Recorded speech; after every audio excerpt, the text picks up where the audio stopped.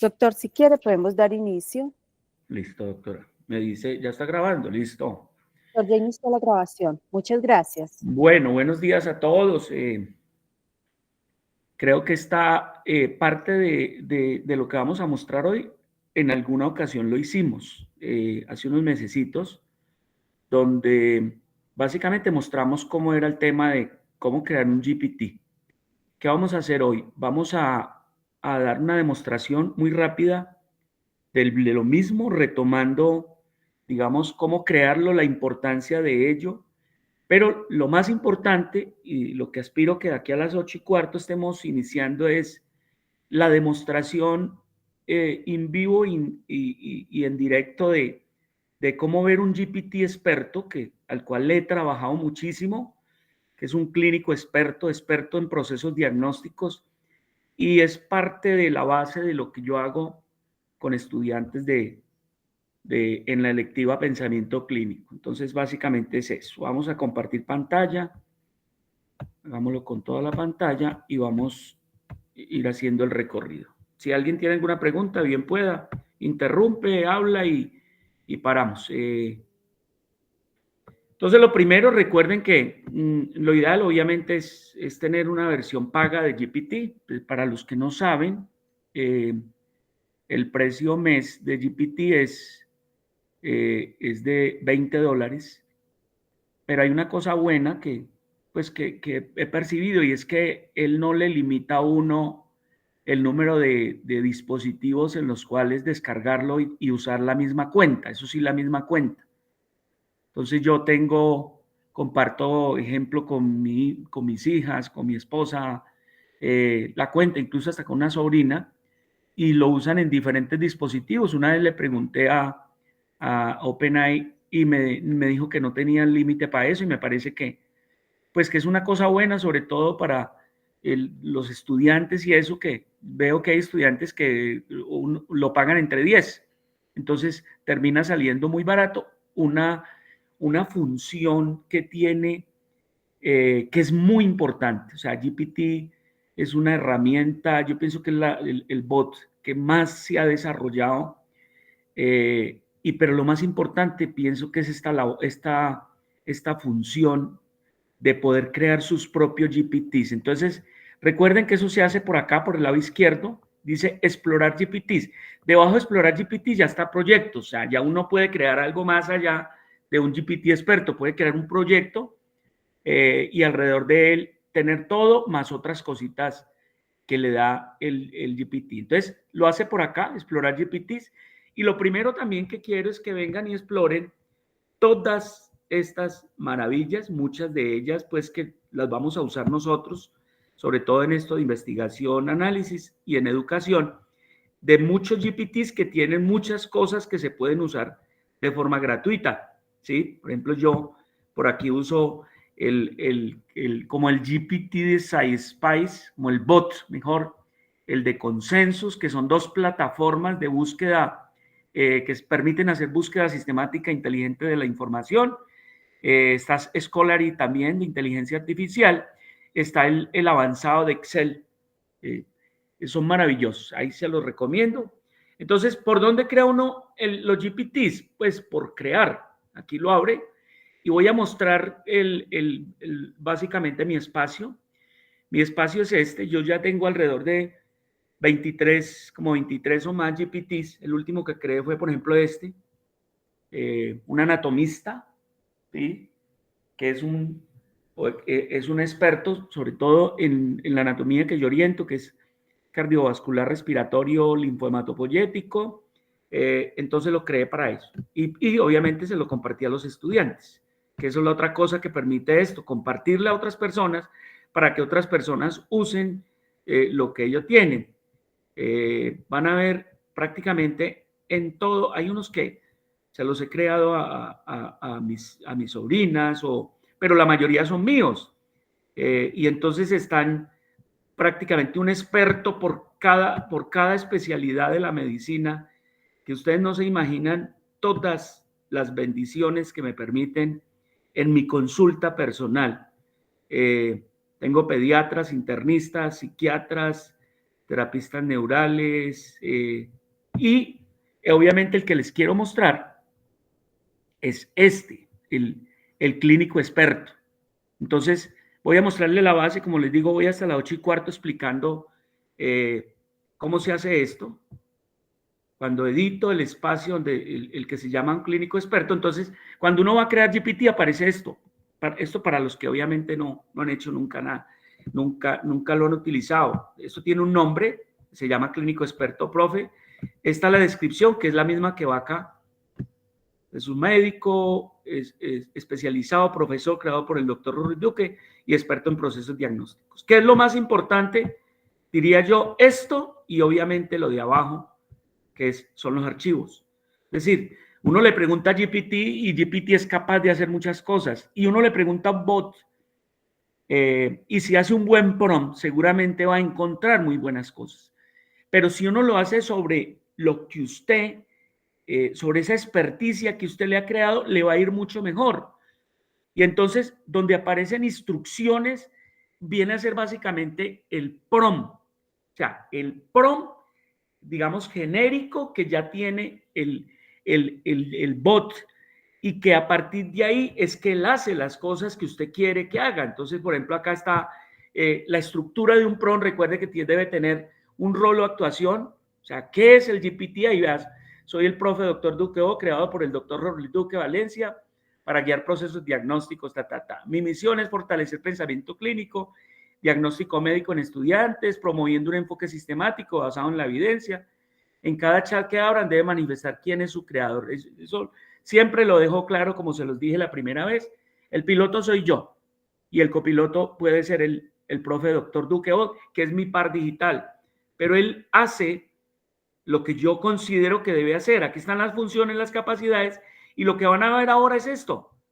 Estos son el proceso diagnóstico que llevo mucho rato trabajando en esto. Esto no es de una sentada, esto es de cada semestre con los muchachos de pensamiento clínico. Le hago una cosa diferente. Yo nunca repito y siempre trato con base en la evidencia de lo que está sacando, digamos, en la literatura, de lo que están creando. Ahora con esto existen ya muchas herramientas de inteligencia artificial para hacer diagnósticos. ChatGPT 4 y el pago está muy bien calificado cuando lo someten a compararlo con médicos expertos. Entonces, pero esto no es el que creó GPT, este es el que creé yo. Y además, resulta que aquí caben 8,000 caracteres. Entonces, uno quisiera decir más cosas para que sea más preciso. Entonces, muchas de las instrucciones están acá. Mire, es decir, esto que yo he hecho acá, esto que yo he hecho en este espacio, que lo creé en Mega, esto que ustedes ven acá, y que es todos los años que llevo desarrollando lo del pensamiento crítico, y ya he creado, por ejemplo, la lista de verificación para el proceso diagnóstico. Ya tengo un documento, pero cada semestre aparece una versión diferente. Esta es la última versión. Entonces, esto lo quiero decir para mostrarles que los documentos que están acá, entonces yo le doy instrucciones a él y le digo que cuando vaya a hacer tal cosa, venga tal documento.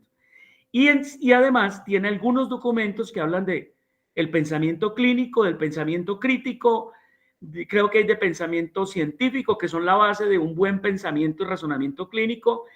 Y además tiene un texto base, porque le he dicho a él que cuando vaya a consultar, pues no consulte en cualquier parte. ¿Dónde debe consultar? Pero me le traje el último Current Medical Diagnóstico publicado en el 2024, que es la primera fuente donde yo quisiera, cuando empiece a hacer todo el proceso diagnóstico, que debe ir a consultar. Esto de acá es el chat interno. ¿Para qué? Ustedes, antes de sacar un GPT experto, hagan todas las pruebas acá. Pregúntele, dígale que qué entiende, dígale que qué documentos lee, dígale que le diga en tal documento que tiene, cuál es la estructura. Muchachos, compañeros, perdón, esto es un proceso no corto, es un proceso de afinar y afinar y afinar y afinar, someterlo, ponerlo a prueba. Yo hoy, por ejemplo, para hacerle la demostración a ustedes, Ya les voy a mostrar. Abrí un chat con él y empecé como a hacer unas pruebas porque, como le digo, yo quiero que él, siempre que yo le dé una instrucción acá, siempre que yo actualice, siempre que aparezca algo nuevo, yo quiero saber si él lo comprende o no lo comprende, si lo tiene o no lo tiene.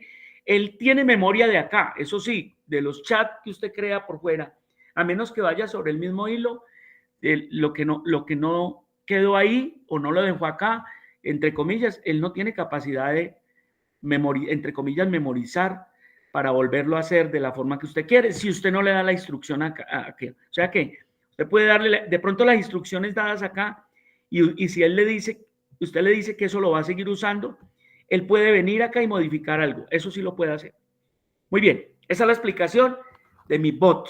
Esa es la explicación hasta ahora de mi bot. No sé si les dije que a las 8:15 tengo que hacer el corte para que alcancemos a ver la demostración. No podemos como extendernos mucho porque van a ver que son 8 pasos y cada paso vamos a tratar de que él lo explique punto por punto, que es básicamente lo que vamos a hacer con los estudiantes de pensamiento clínico, pero lo vamos a hacer inicial apoyados en el bot y después no vamos a necesitar apoyarnos en el bot. Si tienen alguna pregunta, bienvenida. Esto es la explicación de cómo crearlo, dónde crearlo, qué tiene un bot, qué partes, un experto clínico, el experto clínico qué partes tiene o cualquier bot experto que usted cree las mismas partes, la imagen que usted quiere que proyecte, que tenga, que le identifique. Esta ha sido la imagen con la cual me estoy identificando, que es el par digital, no yo, el par digital que es el profe doctor Duque Bot. Ese es en el mundo de la inteligencia artificial, ese soy yo. Muy bien, nos vamos al experto. ¿Qué vamos a hacer? Entonces, yo tengo una página, sobre todo para los que son médicos, internistas o clínicos y enseñen esto. Hay una página, es un libro de casos clínicos que va saliendo este año del Congreso Nacional de la Sociedad Española de Medicina Interna. Por ejemplo, tiene casos buenísimos.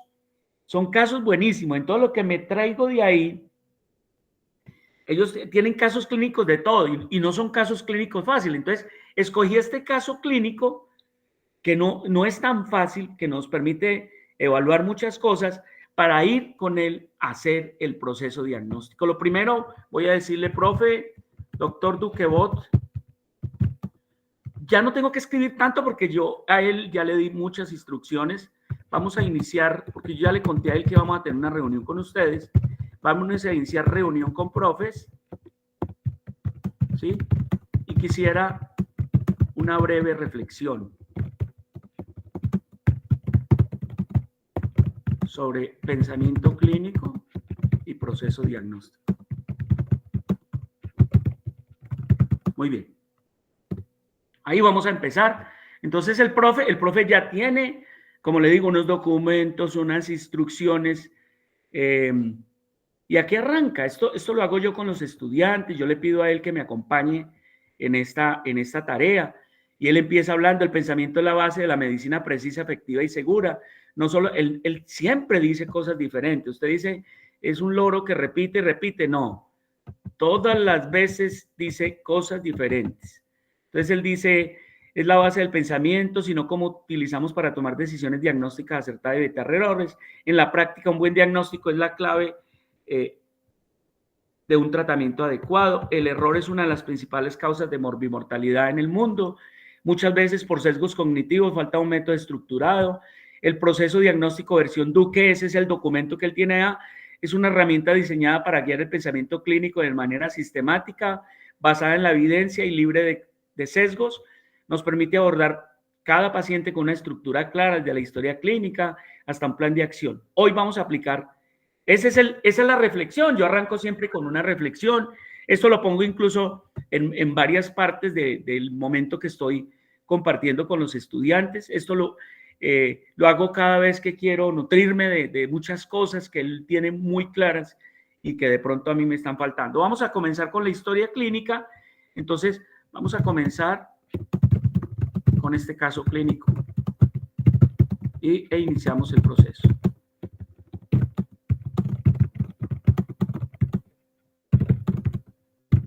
Yo ya aquí no tengo que hacer digamos que ahí está el PRON, pero el PRON ya lo tiene él allá. O sea que yo ya no tengo que repetir repetir tanta cosa porque ya le he dado todas las instrucciones que yo quiero. Voy a copiarle solo historia, anamnesis y lo que es el examen físico, ¿sí? Porque lo otro, este es un caso interesante, lo otro, se lo voy dando en la medida que vamos avanzando en el caso. Entonces le pongo el caso.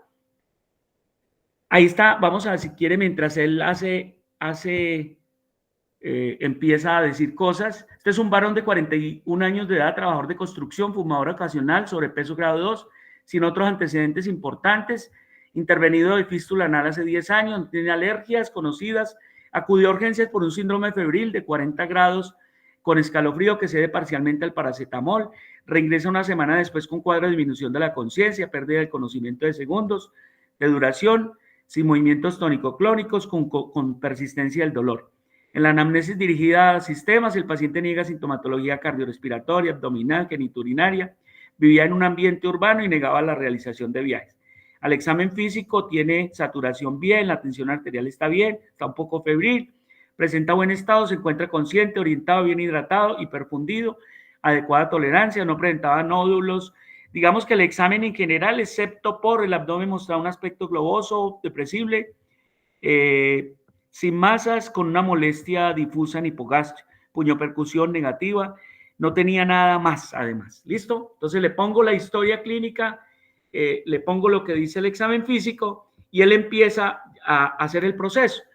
El paso 1 del proceso, se los voy a mostrar rápidamente, me perdonan, por lo que no hay mucho tiempo, pero el paso 1 es la historia clínica. Entonces, uno le dio, pero es lo que hace entonces es retomar esa historia clínica y decir cosas de esa historia clínica. Aquí está casi que tomando la lista de verificación, donde le dice que la historia es la herramienta diagnóstica más poderosa, el 80% se logran con anamnesis y exploración, y un error en este paso puede sesgar todo el proceso. Eso se lo dice al estudiante o al médico en la lista de verificación que él debe ir, recopilación de datos esenciales, todo lo que es anamnesis, examen físico, y aparece el primer punto de todo ese proceso que yo le he incluido, que esto lo tienen ya otras herramientas de inteligencia artificial, que es la metodología R-IDEA. Eso traduce R, recoger datos, I, identificar patrones, D, descartar información relevante, E, elaborar hipótesis inicial, A, ajustar probabilidad de hallazgos. Eso es lo que llaman la metodología R-IDEA para un proceso diagnóstico. Él lo hace aquí, lo hace después como por allá en el paso 3 y lo puede hacer todo el tiempo. Y hay otra cosa que le he pedido es reflexión y metacognición. Es decir, en cada paso se debe hacer reflexión y metacognición y aparecen 3 preguntas acá. Dice, ¿existen sesgos diagnósticos en la interpretación? ¿Se han considerado patrones clínicos alternativos? Hay datos que podría haber sido pasados por alto. Ahora, acto seguido, ese es lo que me está mostrando a mí, es lo que va a hacer con el paso y me pide autorización si puede continuar. Entonces yo le digo a él, listo, realiza el paso 1. Y en el paso 1, él arranca aplicación del caso, o sea, aplicación de esta historia clínica, ya le dimos unos datos y él nos va a organizar esos datos, va a empezar por organizárnoslo. Entonces empieza los datos, seguramente identificación, aparece enfermedad actual, primera consulta, dice esto, con un reingreso a la semana, le empieza a organizar a uno el mapa de la historia clínica, obviamente como es la historia clínica, los antecedentes, los datos positivos, la exploración física, es decir, organiza la historia clínica, pero después arranca el proceso. Dice representación del problema con la metodología, dice R, recoger datos relevantes, aparece fiebre, disminución del nivel de conciencia, tonos cardíacos apagados y una molestia en hipogastria. La I, identificar patrones clínicos, patrón febril prolongado con síntomas inespecíficos. Hay un patrón cardiovascular, taquicardia y tonos apagados que podrían pensar en un compromiso cardíaco y hay molestias abdominales sin signos claros de abdomen agudo. El D, descartar información, ausencia de síntomas respiratorios francos y no hay signos meningios. Digamos que hay 2 cosas que empiezan a pensar que no, por ahí pueden no estar los focos. Y el E, elaborar hipótesis, fiebre de origen infeccioso, posible infección cardíaca, endocarditis, pericarditis o posible infección intraabdominal, absceso, diverticulitis oculta. A, ajustar probabilidad según hallazgos, alta probabilidad de una infección sistémica, se requiere evaluación cardiovascular. y hace la reflexión. Dice, ¿existen sesgos diagnósticos en la interpretación? Sí, el paciente fue dado de alta con diagnóstico de cuadro viral sin estudios complementarios. ¿Hay datos que podrían haber sido pasados? Sí, la fiebre persistente con taquicardia y hallazgos sugieren posible endocarditis, pericarditis, que no se investigó en la primera consulta. La molestia en hipogastrio podría indicar un proceso infeccioso que no se ha explorado. ¿Se ha considerado patrones clínicos? Sí. Hemos considerado tanto infecciones como cardíacas como abdominal. Conclusión, hace la conclusión. Pide la autorización para el paso 0. Y vamos a ver qué es el paso 0. Yo le digo que sí. Hasta ahí, mire, solo tomó la historia clínica. ¿Sí? Ahora, él coge la historia clínica y hace un mapeo de lo que el paciente tiene. Entonces, va a mostrar primero qué tiene ese mapeo donde dice resumen de datos positivos. Entonces, él empieza a explicar por qué es importante esta fase, por qué es fundamental, permite centrarse en datos relevantes, evitar información irrelevante, ayuda a priorizar los diagnósticos diferenciales, facilita la selección adecuada de una prueba complementaria en un paso siguiente. Lista de verificación, véala, acá está. Incluso aparecen cosas como evaluación y cálculo de la probabilidad preprueba, que es evaluación, la probabilidad de cada diagnóstico considerado, prevalencia en la población, factores de riesgo, hallazgos clínicos, y aparece una fórmula ahí. ¿Qué es eso de la probabilidad preprueba? Es el número de hallazgos positivos sobre el número total de hallazgos multiplicado por 100. Y nos va a decir qué posibilidades tiene el paciente de tener uno u otro diagnóstico desde el principio de la historia clínica. Y luego dice reflexión. Siempre en cada paso se le pide al médico, al estudiante, que haga reflexión y que haga metacognición. ¿Cómo estamos haciendo nuestro proceso cognitivo? ¿Cómo pensamos nuestro proceso cognitivo? ¿Lo estamos haciendo bien? Entonces, después de yo mirar esto y de ver si él está tomando todo lo de la lista de verificación, me pide si puede seguir a ese paso 1. Y mire ya, aplicando el paso 1, que estamos en resumen de historia clínica. Pero desde el resumen de historia clínica, él ya está haciendo aproximaciones, tratando de utilizar y evitar lo que son sesgos y eso. Entonces, identificación de hallazgos relevantes. Aquí aparecen datos clínicos relevantes del paciente, los que ya mencionamos, en tanto en la anamnesis como en la exploración física.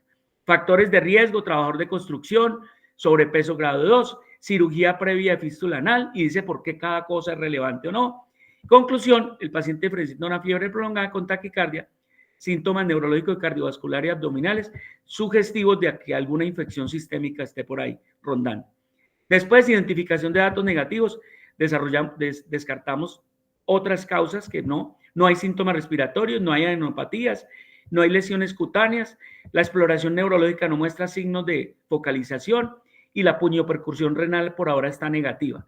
Identificación de señales de alerta, entonces dice, estos hallazgos requieren investigación inmediata, una fiebre persistente hasta 40, una taquicardia, que habla posible respuesta sistémica, una disminución transitoria de la conciencia y unas molestias en hipogastrio. Conclusión, fiebre prolongada con síntomas cardiovasculares y neurológicos que obliga a descartar infecciones en algunos casos. Y le hace la probabilidad, como le digo, esto sacado de la literatura, de evidencias, de que lo usaron ya en otros procesos diagnósticos, de que lo compararon y les dio muy bien. Y aquí está la tabla que hacen en Excel. Y por endocarditis, 40% de posibilidades, sepsis de origen desconocido 50%, absceso hepático o intraabdominal del 30%, pericarditis del 30%, según la fórmula que aplicó a él. Conclusiones, y hasta ahí va diciendo, y nos dice que va a ser la reflexión siempre. Estoy diferenciando correctamente entre hallazgos relevantes y irrelevantes, y uno mismo se debe contestar. He considerado todas las señales de alerta, estoy evitando el exceso de confianza de los hallazgos iniciales. A mí esto me parece maravilloso, yo no sé a ustedes. Conclusiones final, y ahí arranca. Le pide a uno que lo vamos al paso 2. Vamos al paso 2. Listo. ¿Qué vamos a hacer en el paso 2? Vamos a ubicar, tratar de ese mapeo inicial, de ubicarlo en síndromes, ¿sí? Entonces, agrupamos lo que estamos encontrando en síndromes. Entre otras cosas, no sé, este también tiene un enfoque multidimensional, sino que siempre hay que decirle que por favor le haga el enfoque multidimensional, que es el que tenemos además de la COE, pero por cuestiones de tiempo no no sé si lo alcanzamos. Listo, ¿qué hace él? Organiza los hallazgos clínicos en síndromes bien definidos. ¿Por qué es fundamental este paso? Permite estructurar la información en patrones, ayuda a establecer una relación lógica entre síntomas y síntomas, reduce el riesgo de diagnóstico por información dispersa. Lista de verificación. ¿Qué dice el paso 2? Identificar síndromes. Evaluación otra vez sindromática, pero con la metodología R-IDEA. R, recoger hallazgos, identificar patrones, D, descartar hallazgos que no se alineen con el síndrome, E, elaborar hipótesis y A, ajustar la probabilidad. Y luego hace reflexión y metacognición. Entonces le dice, ¿me autoriza para pasar? Sí. Entonces, mostrándoles qué dice la lista, que eso obviamente no lo dice todo el tiempo. Eso lo estamos haciendo aquí por demostración, porque ya aplicado con un caso clínico, lo que hace es aplicarlo. Pero es solo para que sepan ustedes de dónde sale todo este cuento del proceso. Entonces, lo va a agrupar en síndromes y va a explicar cada síndrome por qué está agrupado. Entonces dice, síndrome febril, ahí está, por la fiebre persistente. Podría ser un síndrome febril de origen desconocido. Síndrome cardiovascular, síndrome respiratorio, disminución del murmullo vesicular en base, si no hay tos, posible relación con derrame paraneumónico pericárdico, síndrome neurológico transitorio, síndrome abdominal por molestias difusas en el hipogastro. Entonces aquí está y hace la evaluación R-IDEA. Aplicamos nuevamente la metodología. ¿Se han identificado agrupados los síntomas de síndromes? Sí. Identificar patrones clínicos, fiebre persistente, con taquicardia y síntomas neurológicos, fiebre persistente, hipogastralgia, posible foco infeccioso intraabdominal, descartar hallazgos no alineados con los síndromes, no hay datos de infección urinaria por ahora, no hay signos pulmonares, y elaborar hipótesis, endocarditis infecciosa, absceso hepático, infección intraabdominal, pericarditis infecciosa. Y lo último, se ajusta la probabilidad según los síndromes. Ahí están. Conclusión, la organización sindromática permite priorizar endocarditis y abscesos como principales diagnósticos. Reflexión y metacognición, preguntas clave. Estoy agrupando los hallazgos de manera lógica. Estoy evitando sesgos de disponibilidad y anclaje. Y aquí uno si quiere, si tiene tiempo, pues le pregunta, venga, recuérdeme qué son sesgos.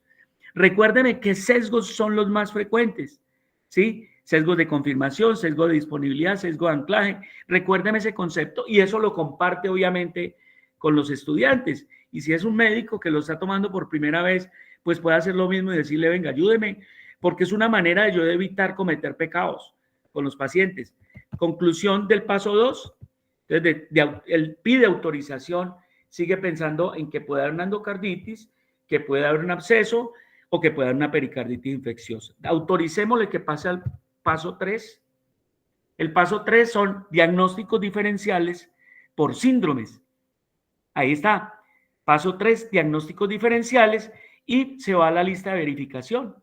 Entonces, primero me está presentando lo mismo que hicimos en el anterior. Entonces, se genera una lista de diagnósticos diferenciales, se priorizan los diagnósticos con una metodología que también es de la literatura que se llama el Bone Score, que asigna puntajes con evidencias a favor, evidencias en contra, impacto clínico, y del puntaje total es sobre 9, y ahí sale el diagnóstico más probable. Identificación de diagnósticas CAN-NOM-MIS, que es básicamente enfermedades que si no se diagnostican a tiempo pueden causar daño. Un poquito aplicando la ley de la prioridad. La ley de la prioridad, la ley de lo más grave. Ya vamos a ver. Y aquí aplica leyes. ¿Cuáles leyes? Va a aplicar la ley de Sutton, que es la ley de frecuencia. O sea, uno debe primero pensar en lo más prevalente.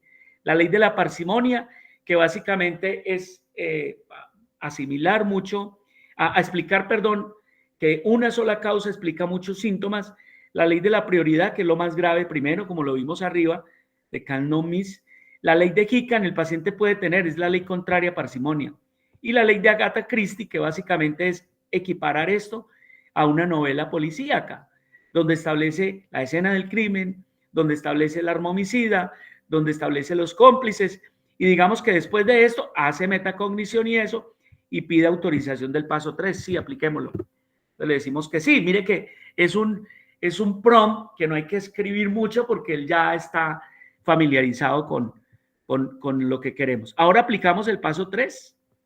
Vamos a ir mirando. Generación de la lista de diagnósticos basando en los síndromes, consideramos los siguientes. Entonces, endocarditis por fiebre persistente, por compromiso cardiovascular, por síntomas neurológicos, absceso hepático, fiebre prolongada, malestar, en hipogastrio, antecedentes de infección perianal, pericarditis, taquicardia, tonos cardíacos, diagnóstico de probabilidad moderada, sepsis de origen intraabdominal, diverticulitis, absceso intraabdominal, tuberculosis, empieza a pensar en otras cosas, y patologías de baja probabilidad, neoplasia oculta, fiebre por enfermedad autoinmune. Conclusión, se han listado los diagnósticos y se procederá a aplicar el Bone Score. Entonces, aplicamos el Bone Score y aquí está cada uno con puntaje. El puntaje más alto lo sigue dando la endocarditis, el absceso empezó a sumar más, la pericarditis 6, la sepsis intraabdominal está pegados con 6, acuerde que sobre 9, tuberculosis diseminada 5, neoplasia oculta 4 y fiebre autoinmune. Los diagnósticos más probables son estos. Y seguimos. Identificación de diagnóstico Cannomis, los de gravedad, endocarditis infecciosa, un riesgo de embolización séptica, falla valvular, shock séptico, absceso hepático, riesgo de ruptura, sepsis, diseminación peritoneal, sepsis intraabdominal. Conclusión, se priorizan los diagnósticos o estudios dirigidos a descartar las patologías. Y al aplicar las leyes diagnósticas está la ley de Sutton, la ley de lo más frecuente, la ley de Ockham, principio, es la ley de la navaja de Ockham, principio de la parsimonia, un solo proceso explica todo. La ley de la prioridad, primero lo más grave. La ley de Hickam, el paciente puede tener más de una enfermedad, contrario a la parsimonia, y la ley de Agatha Christie. Miren, reflexión y metacognición, vuelve y hace el proceso. He considerado todos los diagnósticos relevantes, estoy evitando sesgos de confirmación, estoy priorizando correctamente con el Bone Score. Y conclusión final del paso 3. Entonces ahí le dice a uno, listo, ya hice el paso 3, el paso 4, ¿qué es? Correlación clínico-paraclínica. Entonces primero va a ser lo de la lista de verificación. ¿Qué tiene en correlación clínica? ¿Por qué la importancia de este paso? ¿Qué es lo que hace? Vuelve y dice que va a este documento, vea, y lista de verificación. Siempre lo está haciendo para estar tranquilos de que estamos yéndonos no a otra cosa, sino a lo que yo consideré que era más relevante en el momento. ¿Por qué es fundamental este paso? Permite confirmar o descartar hipótesis, optimiza la selección de estudios, relaciona hallazgos clínicos y paraclínicos, y la lista de verificación dice selección de pruebas diagnósticas adecuada. Ahí aplicamos los principios de sensibilidad, especificidad, razones de verosimilitud, interpretación de resultados, la cálcula probabilidad post-prueba y hacemos la reflexión. Entonces, seguimos el tema. Antes de pasar, yo podría decirles, explíqueme el punto 1. El punto 1, por ejemplo. El punto 1 es lo de sensibilidad, especificidad.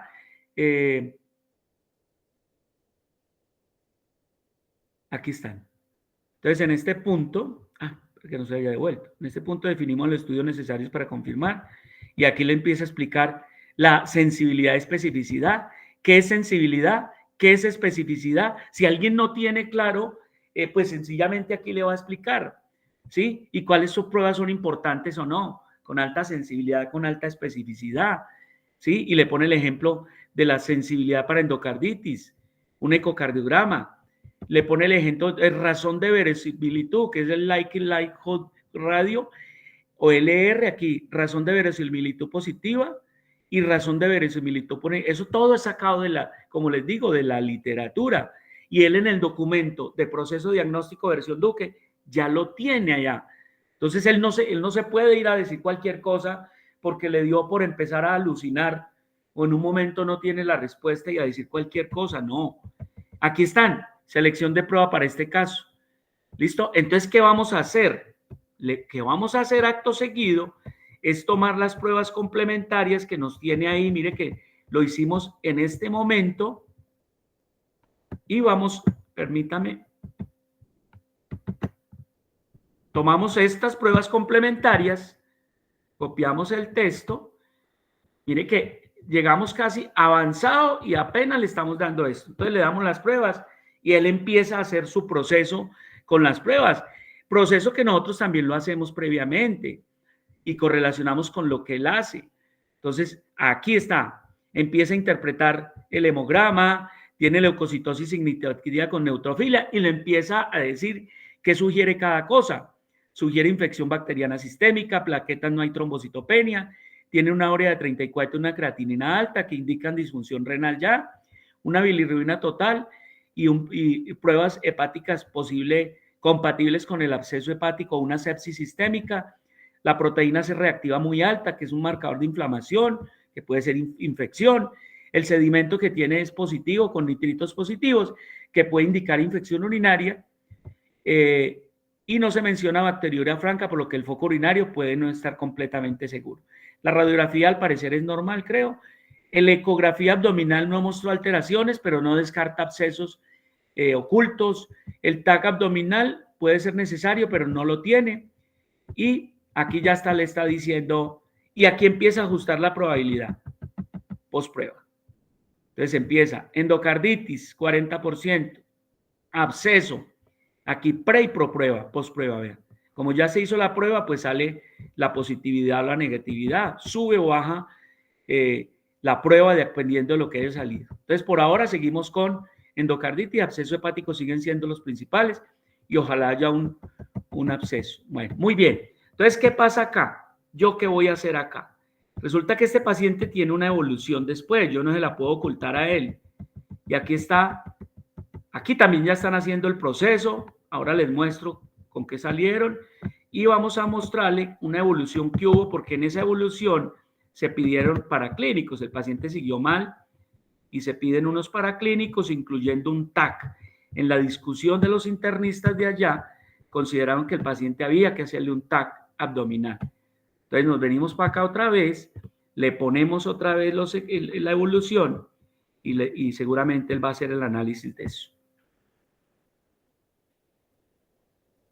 Ya vuelve a evaluar la correlación clínica. Ahora dice, ahora integramos la evolución del paciente con los hallazgos previos para realizar una reevaluación diagnóstica. Durante la hospitalización, fiebre persistente, hemocultivos positivos, que después salieron con bacteroide, y un TAC que mostró absceso hepático multiseptado, un ajuste antibiótico, un drenaje percutáneo, normalización de la función renal, y el paciente parece que aquí evoluciona bien. Entonces dice reevaluación y ahora arranca. El absceso hepático, antes estaba el 55, mire que subía al 100 con el TAC. La endocarditis 65 y fue descartado, bajó a 0 la probabilidad post prueba. O sea, ya descarta prácticamente con el ecocardiograma negativo. La sepsis intraabdominal 35 previo y después subió al 100. Y la diverticulitis casi que era al 0 y con el TAC se pone en el 100%, con la prueba que se hace posterior. Se confirma, el paciente presentó recurrencia, Entonces dice que si puede seguir a reflexión y metacognición. Vuelve a hacer. ¿Hubo errores iniciales? Sí. En la primera consulta se consideró un cuadro viral, no se investigó la fiebre persistente. La ecografía negativa retrasó la sospecha de absceso, lo que refuerza la importancia de un TAC en sospecha de infección intraabdominal. Seguramente ellos no la pensaron tan rápidamente. Mire que el bot sí lo pensó más rápidamente. ¿Cómo mejoró el proceso diagnóstico con la evolución? Uso de hemocultivo y tal permitió confirmar la infección. El seguimiento clínico permitió detectar un nuevo episodio infeccioso, diverticulitis con absceso de pared. ¿Cómo evitar errores similares? En paciente con fiebre persistente sin foco claro se debe insistir en imágenes avanzadas y un TAC contrastado. No confiar únicamente en la ecografía para descartar infección, y en infecciones por bacteroides siempre considerar un origen digestivo, porque mire que mostró un hemocultivo positivo. Conclusión final del paso 4. El paciente tuvo un absceso hepático, la bacteremia por bacteroides. El nuevo episodio febril fue una diverticulitis. Plan tras avanzar. Entonces le pregunta a uno si continuamos con el paso 5. El paso 5 es la explicación fisiopatológica. Mire que ya tenemos todo el cuadro armado. Y entonces la explicación fisiopatológica vuelve y dice que va a hacer la lista de verificación que trae el documento. Y dice que cuáles son los objetivos. Explicar los mecanismos fisiopatológicos subyacentes del desarrollo de la enfermedad, porque es fundamental, permite comprender la progresión, explicación de clínica, relación de la patología con factores de riesgo, facilita la predicción de complicaciones y diseñar un tratamiento más. ¿Qué dice la lista? Identificación de la secuencia de eventos, relación con factores de riesgo, mecanismos diseminados de infección, explicación de las manifestaciones clínicas y por último, la reflexión y metacognición. Autorizamos que siga, vamos a ver qué explica él. Entonces va a explicar ya con todo lo que tenemos, anamnesis, examen físico, para clínicos en primer momento, para clínicos en segundo, pues viene la explicación. Sí, que los estudiantes no se, o los se queden ahí, que vayan y miren qué pasa. Él empieza a decir, mire, colonización y diseminación bacteriana. El bacteroide es un bacilo anaerobio negativo que forma parte de la microbiota intestinal. La disrupción de la barrera intestinal por diverticulitis inicial permitió la translocación bacteriana. La bacteria ingresó al sistema portal y alcanzó al hígado, donde formó un absceso hepático multilobar. La fase bacteriémica y sepsis ingresó al torrente sanguíneo causando fiebre persistente y el estado inflamatorio sistémico. Activó el sistema inmunológico, aumentó la PCR como respuesta, disminuyó la función renal, la formación de un punto purulento encapsulado en las áreas 6 y 7 del hígado, fiebre persistente a pesar de los antibióticos y necesidad de un drenaje para resolución de la infección, recaída, diverticulitis aguda con absceso de pared, ahí lo está explicando. Tras la resolución del absceso, la inflamación intestinal crónica progresó a diverticulitis complicada. Se forma un nuevo absceso en la pared intestinal y reaparece la fiebre. Eso fue lo que explicó la reaparición del cuadro. El absceso hepático fue consecuencia bacteriémica secundaria. La diverticulitis posterior es una progresión natural inflamatoria intestinal del paciente. Factores de riesgo: sobrepeso grado 2, trabajador de construcción y por qué, cirugía previa de fístula anal, uso prolongado de antibióticos. Conclusión, aquí está. El paciente tenía múltiples factores predisponentes que facilitaron la translocación y la progresión de la infección. Mecanismos de diseminación, ahora explicó la diseminación. ¿Por qué? Vía porta, hígado como foco secundario. Vía sistémica, el bacteroide alcanzó la circulación, se descartó la endocarditis, ya que hemocultivos fueron negativos para bacterias típicas de endocarditis. Y la recaída, la inflamación intestinal persistente evolucionó. Conclusión. Listo. Aquí empieza a explicar las manifestaciones clínicas. ¿Por qué la fiebre? ¿Por qué la taquicardia? ¿Por qué la disminución transitoria de conciencia? ¿Por qué la molestia del hipogástrico? ¿Por qué el aumento de la bilirrubina? ¿Por qué la disfunción renal? ¿Por qué la fiebre recurrente y el dolor abdominal? Reflexión y metacognición. Vuelve y se ha considerado todos los mecanismos posibles. Se existen explicaciones alternativas que no hayan sido evaluadas, cómo evitamos errores similares en el futuro y conclusión final del paso 5. Muy bien, aquí está. Pide que vamos al paso 6. El paso 6 prácticamente son conclusiones diagnósticas. En conclusiones diagnósticas siempre orientamos a que se haga diagnóstico sindromático, diagnóstico topográfico anatómico, diagnóstico etiológico, diagnóstico específico, incluso diagnóstico multidimensional. Aquí está. Él va a explicar qué tiene la lista de verificación. Diagnóstico sindromático, que ya los tenemos. Anatómico, ya los tenemos. Etiológico, ya lo tenemos. Específico, ya. Y lo mismo, reflexión y metacognición. Entonces, nos pide que sí, que continuemos, sí. Ahí lo va a hacer. Entonces, básicamente, los diagnósticos ya están dados. Ya no hay mucho que voltear acá. Aplicación, las conclusiones diagnósticas. Ahora estructuramos el caso. Diagnóstico sindromático, síndrome febril, síndrome séptico, síndrome hepático focal y síndrome abdominal inflamatorio. Hay unos nombres que, entre comillas, él se está inventando, pero es que la semiología, eso no lo tiene muy claro. Hay cosas que los tiene claras, pero la semiología es muy amplia. El topográfico, mire, hígado, segmentos 6 y 7, colon, fosa ilíaca izquierda, sangre, circulación sistémica. Conclusión, infección que se diseminó desde el colon, vía porta y luego la sangre. Diagnóstico etiológico, el bacteroides fragilis, la diseminación hematógena, factor predisponente, inflamación intestinal, divertículos debe ser. Los divertículos previos. Diagnóstico específico, absceso hepático piógeno por bacteroides, secundaria diverticulitis aguda complicada con absceso de pared. Ese es el diagnóstico final. Reflexión, es el diagnóstico final coherente con la evolución. Se han descartado diagnósticos alternativos de forma irrigurosa. Se han explicado correctamente las leyes diagnósticas. Conclusión final, aquí están. Pide que vamos al paso 7. El paso 7, ¿qué es? Yo siempre pretendo con los estudiantes que utilicemos organizadores gráficos. Y el organizador gráfico que utilicé es un operador conceptual. El operador conceptual, para los que no estén familiarizados, no es un mapa conceptual. El operador conceptual es una figura de una didáctica que se llama comprensión significativa y que trata de, yo creo que es de representar gráficamente un concepto con todas sus partes. El concepto se somete a su máximo rigor. En este caso, la patología específica con la complicación se somete. Lo que él está tratando de hacer acá, y les cuento que esa sorpresa me la llevé hoy a primera hora, es que el berraco, póngale cuidado, esto no lo hacía hasta hace un día. Es decir, tratar de graficar, mire, tratar de graficar el operador conceptual.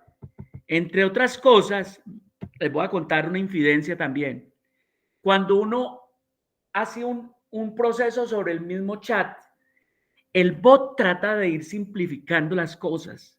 Deja de ser riguroso y le toca a uno decirle, por favor, no omita. En este caso hizo algo más.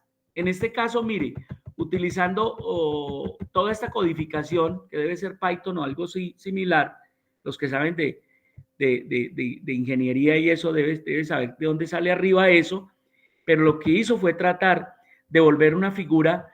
Esto es más complejo, el operador conceptual es mucho más complejo que esto. El operador conceptual coge la figura central, el concepto central, y hacia las flechas van hacia arriba. Aquí es supraordinación, es género próximo, es decir, el concepto a qué pertenece. En estas, al lado de género próximo, casi de isordinación, aparece lo que llaman las especies inclusoras y las especies exclusoras.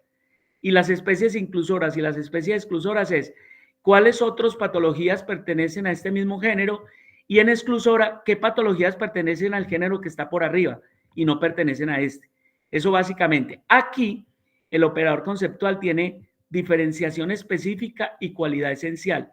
Es decir, cualidad esencial es la definición del concepto o de la patología central. Diferenciación específica, que está al lado, es qué hace único en su especie esto que lo diferencia de las otras inclusoras, que lo hace que no tiene otras cosas. Entonces, como les digo, somete el concepto a su mayor tensión. Y en este lado, que son flechas para acá, son las variables. Aquí dice variables, que son infraordinadas, y las variables heteroordinadas. Las infraordinadas, cuando usted básicamente caracteriza, divide, clasifica el concepto. Y las heteroordinadas es cuando usted coge el concepto y lo somete al mayor estrés. Es decir, compara el concepto, diferencia el concepto, le hace analogías al concepto. Como le digo, es un organizador gráfico muy cachaco. Yo podría decirle acá que me explicara bien el operador conceptual y él lo hace. Y aquí le decimos que pase al paso, porque nos están faltando 7 minutos, que pase al paso último, que es plan de manejo. Entonces le explica primero, obviamente, la lista de verificación.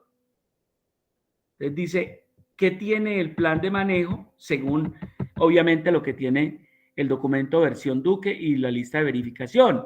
Entonces dice, ¿por qué es fundamental este paso? Lo mismo.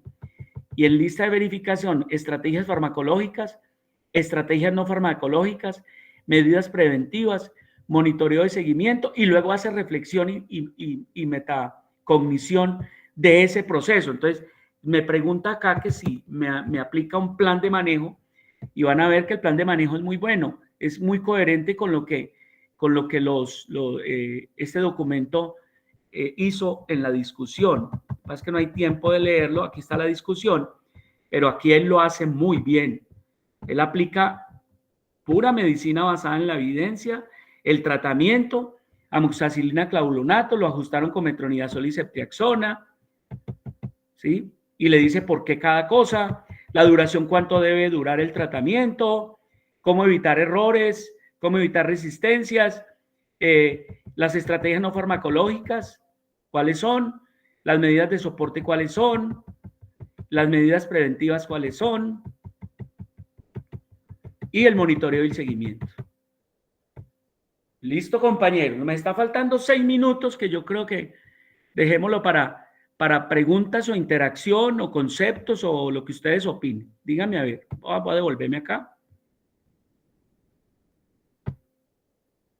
Bueno, escucho. Si tenemos que volver otra vez a la presentación, bienvenido. Disculpen que tocó hacerlo muy rápido. Ahora ustedes dirán, venga, este proceso, un médico en la práctica común lo hace. Vea, le juro, les puedo decir que lo juro, con todo el conocimiento de causa. Eso es un proceso mental.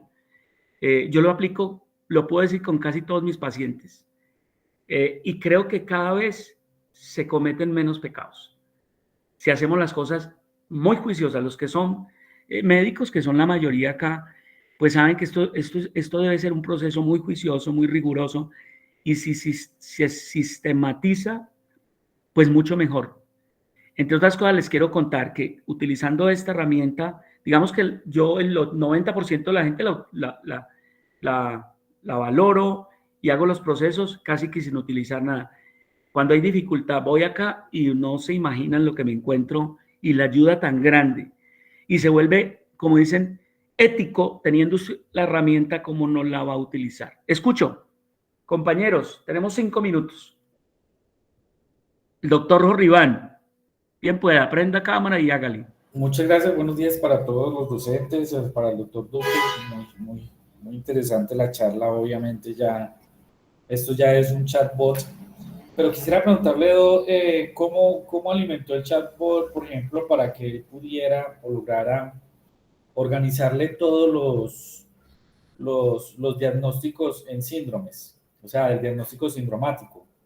Porque yo observé que usted lo alimentó con una información, ¿sí? Le dio unos insumos, pero no sé si no alcancé a escuchar. Está muy buena la pregunta, doctor, y yo creo que esto se vuelve mejor en la medida en que uno alimente, llamémoslo así, el cerebro del bot. Entre más lo alimente con información, vamos a impedir que los bots de inteligencia artificial vayan a contestar cualquier cosa, porque acuérdense que ellos tienen en su memoria tienen mucha información, tienen billones o trillones de datos, y ahí hay un riesgo, es decir, hay un riesgo de que se traigan cualquier cosa. Por eso uno no puede dejar que el bot vaya a cualquier lado. Incluso así no esté ahí, usted le dice, por ejemplo, las páginas de consulta, y le dice que vaya a tal página cuando las cosas no aparezcan ahí. Por ejemplo, en síndrome yo doy unas características generales, pero casi que él me arma los síndromes. Y no lo veo si usted revisa, yo oriento semiología, los libros de semiología son muy incompletos, y en la medida en que uno suma uno con otro, pues le va mejor. Por ejemplo, hay síndromes que están caracterizados bien: el síndrome febril prolongado, el síndrome de estrés respiratorio, el síndrome de dolor abdominal agudo, el síndrome de respuesta inflamatoria sistémica, el síndrome de consolidación, el síndrome de RAM. Pero hay muchos síndromes que están volando. Entonces, fíjese que él trata de armar con los síntomas y signos, de armar el nombre de un síndrome. Eso es perfectamente válido. Eso nadie lo ha dicho que no. ¿Qué es lo importante? ¿Por qué está diciendo eso? ¿De dónde está sacando? Entonces, esa pregunta es muy buena, porque yo en un momento, yo puedo armar, yo por ejemplo, en respiratorio, tengo un libro y traté de armar todos los síndromes que encontré en la literatura y los que yo consideraba. Y yo puedo ir alimentando el bot con eso, para que casi que él no se vaya a tratar de armar sus cosas, sino que lo haga de donde yo quisiera que lo armara. ¿Está contestado la pregunta, doctor? Sí, muchas gracias. Y esa era la inquietud. Lo que pasa es lo que usted dice es cierto. O sea, uno conoce varios síndromes como los que usted mencionó, que están organizados, pero no sé, aquí me surgió otra inquietud, qué tan relevante sea que el chatbot te organice unos síndromes nuevos que no están descritos en la literatura. Esa es como la... Lo que pasa es que yo por eso siempre le pregunto, o sea, la instrucción que se le da es siempre que diga algo, explique por qué. Y yo creo que ahí es donde uno, cuando él le arma un síndrome que no está como dice usted, vuelvo y le digo, eso es perfectamente válido en el tipo de en un pensamiento de razonamiento lógico que se arme, como dice, que arme el muñeco que él considere, pero que esté amparado y lo haga de una forma racional, lo haga de una forma razonable y tenga la explicación debajo de ese síndrome supuesto que aparece. Pero yo creo que eso se puede obviar en la medida en que yo le vaya dando unos síndromes bien caracterizados. Eso está bien. ¿Alguna otra pregunta, observación? Sí. La doctora Heidi Chica dice, pero me gustaría conocer más su experiencia con los estudiantes para que ellos no dejen, le haga cargo el proceso. Doc, esto es nuevo. Escúcheme lo que les voy a decir. El proceso diagnóstico histórico con pensamiento clínico, por ejemplo, que es la materia que trata de orientar, ellos, ¿qué tenían antes? Pues teníamos el documento que yo siempre estoy nutriendo. Y tomábamos un caso clínico y lo hacíamos nosotros, no lo hacíamos, la inteligencia es porque nace recién. Entonces, lo que vemos es, la inteligencia artificial es una herramienta valiosísima, pero desde el principio dejamos claro, ahora casi que es, creo que es la primera, la segunda, la primera con esta herramienta. ¿Qué pretendo yo? Cuando hacemos el proceso inicial, lo vamos a hacer de la mano de la IA. A partir de un tercer o cuarto encuentro, vamos a aprovecharlo solo para anclarnos cada que lo necesitemos. O sea, ¿yo qué pretendo? Lo mismo que mi mente hizo con un proceso que fue sistemático, organizado, ordenado, lógico, muy racional, de cierta manera muy crítico. De tanto usarlo, usted llega a un momento donde no lo necesite. Ojo, lo que usted dice es verdad, no dejen que la IA haga todo el proceso, es decir, al principio lo puede hacer, pero con el tiempo, entonces, ¿yo qué hago, por ejemplo, con mis estudiantes de la del Quindío? Yo les doy la tarea, yo les doy la herramienta, pero ya, por ejemplo, con un caso, lo que pasa es que con los de acá no tengo pacientes en vivo, pues con los de así porque hay mucha práctica en semiología de segundo año, entonces sí trato casi que quitamos la IA, pero lo hacemos acá siempre, cuál es el primer paso, el segundo paso, el tercer paso, el cuarto, y tratamos de ir aplicando esos conceptos que uno de aplicarlos se los aprende. ¿Cómo evitar sesgos? Pues primero hay que aprender qué es eso, o cómo evitar errores, pues hay que aprender cuáles son los más frecuentes, qué nombre tienen, tal. Y con el tiempo es, como dice, póngalo a un lado y úselo cuando lo necesita. Entre otras cosas, es muy ético cuando le dicen a usted, venga, usted teniendo una herramienta al lado, es antiético no usarlo y no cometer pecados. No por el atajo, no como atajo porque ahí hay un pecado también.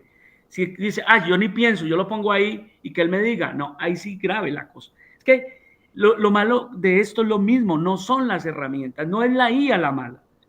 El malo soy yo como ser humano y como que cometo errores y yo como profesor que no estoy explicitando todo el tiempo eso, y peor aún, en mi consulta o con mis pacientes yo no lo hago, yo lo hago. O sea, yo trato el proceso de exigirme yo y acompañarme de la herramienta cada vez que lo necesito. Yo les decía, yo antes en mi consulta resolvía el 85%.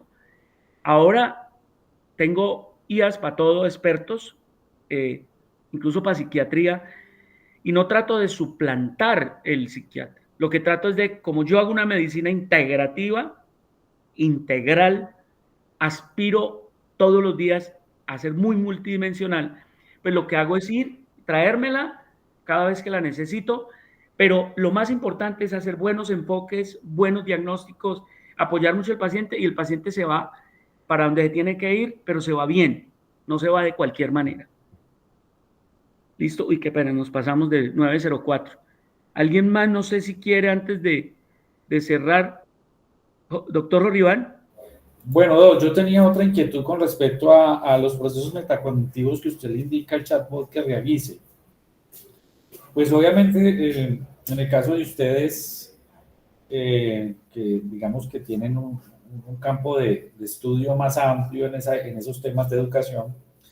El proceso metacognitivo es un proceso robusto, complejo, es un proceso que se va construyendo con el tiempo, digamos que en los estudiantes y en los seres humanos en general. ¿Cómo o qué insumos le entrega usted al chatbot para que él pueda hacer un proceso de metacognición con esos fundamentos de los cuales digamos, valga la redundancia, se fundamenta la metacognición? Eso, entonces hay una cosa, si uno le pregunta al bot sin ningún documento que le hable de metacognición, él le da muy buena información. Digamos que ahí, cuando uno hace esa interacción en el chat interno, cuando uno hace, es como preguntarle a un profesor, venga, voy a saber qué tanto el profesor me puede explicar de eso.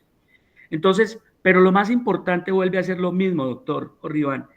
En el documento que dice documento proceso diagnóstico versión Duque 2025, todos los conceptos teóricos que la IA aplica están al final con toda la descripción. O sea que la primera fuente de consulta de todos los procesos, desde cuando aplica la metodología RIDEA, cuando aplica la escala Bone Score, cuando aplica el canon, cuando aplica las leyes. Ojo, que me di cuenta, cuando lo dejé el que busque las leyes, pues madre, se inventa 20,000 leyes. No se imaginan la capacidad, yo no sé cómo lo hace, porque se trae cosas buenas, pero hay leyes que yo ni siquiera las he encontrado. Entonces, ¿qué clave de esto, Doc? En lo posible, darle las herramientas. Darle las herramientas. ¿Qué pretende la metacognición? Pretende que usted todo el tiempo esté reflexionando sobre su propio proceso. Que eso es parte del pensamiento crítico que tenemos que tener, ojalá todos, y más los médicos, más aún los médicos, y en esos muchachos pues piense todos los tiempos qué está haciendo. Claro, él tiene herramientas, usted le puede decir, ya, podemos abrir, dice, profe, hagamos una cosa, cuando hacemos reflexión y metacognición, deme herramientas. Las primeras herramientas son preguntarse él como si me preguntaras a mí mismo. Si pensé bien, si orienté bien, si las hipótesis son correctas, si toqué el paciente, si interrogué bien o interrogué mal, si en el momento de hacer los diferenciales me fui a sesgos, ¿sí? Ya pienso en lo más común y se me olvidó o dejé aparte otras posibilidades. Es decir, eso, pues la respuesta es, eso ya tiene, en el cerebro tiene herramientas. Él de por sí, el bot, el GPT, tiene cosas maravillosas, pero como vuelvo y le digo, no dejemos que él haga lo que le dé la gana. Por eso desde el principio, y yo en esas reflexiones, siempre le dije, yo soy el piloto. Usted es el copiloto. Usted sí puede ayudarme a mí, muchísimo. Y yo necesito de usted.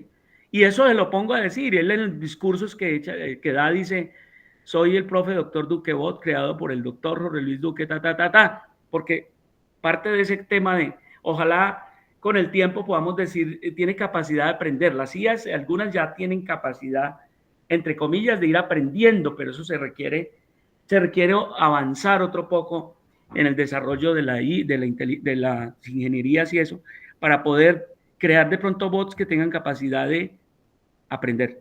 A partir de algoritmos puedan aprender. Doc, una última pregunta y qué pena, ¿sí? Los hago extender. Ya esto es una parte técnica del ChatGPT. ¿Cuántos chatbots? Esa es la primera pregunta. ¿Se pueden crear con la versión paga? Hasta ahora yo llevo 23 y en una vez me frenó. Yo decía, ¿por qué no? Parece que ahí está el límite. Lo que hago de pronto es ir quitando algunos, porque a veces por ejercicio los creo, entonces los quito y me da pie para crear otro. Acuérdate que de $20 el que sigue está como en 200, pero eso ya para cosas muy robustas, institucionales, que entre otras cosas hay que meter a la universidad en este cuento. O sea, sobre todo la universidad podría estar pagando colectivos para que lo usemos los que más lo usamos, y ojalá con el tiempo todos lo usemos. Pero y documentos, él recibe documentos de menos de 100 megabytes y alrededor como de 22 documentos. Ese es, porque cuando uno quiere empezar a meterle, él le empieza a decir que no le va a guardar lo que metió. Lo mismo cuando se pasa de los caracteres, que son 8000, él le dice, entonces lo que hace uno es crear un documento y crearle diciéndole que esta parte vaya a tal documento, para que permita uno una mayores, un mejor, eso se llama prácticamente el PRON, ¿no? Las instrucciones es el PRON. Y el PRON es el éxito en buena parte de lo que uno logre sacar de una IA. ¿Sí? ¿Listo? Do, ¿cuántos usuarios permite esta versión? No, hasta ahora lo que yo le dije, hay estudiantes que han pagado entre 10 y están, eso sí, usan la misma cuenta, paila. Número de dispositivos, no son, por ejemplo, yo pagaba Xai y me lo dejaba como en 2 o 3, no sé, limitado. En este berraco, y le pregunté por el interno y me dijo, hasta ahora no hemos limitado, pero eso lo van a limitar, yo creo. Me tocaría usar la misma cuenta. Por ejemplo, acá, la universidad paga videoconferencia tata $200 y ¡bum! Nos metemos los 10 que más gomosos somos de esto, podría ser. No, ahí van surgiendo con el tiempo, van Sí, surgiendo más usuarios en la medida que esto se vaya masificando. sí, Muchas sí. gracias. Bueno, gracias. Qué pena a ustedes a veces correr tanto. Doctora Dolly, ¿cómo está? Hola, Doc. Muchas gracias por su colaboración, Doc. De verdad que es un aporte muy grande para todos. Muchas gracias. Con mucho gusto, con mucha pasión, mucho amor siempre. Bendiciones. Sí, señor. Gracias. Gracias a Feliz ustedes. día. Hasta luego. Chao. Creo que la doctora debe dejar de grabar para que ya podamos cerrar.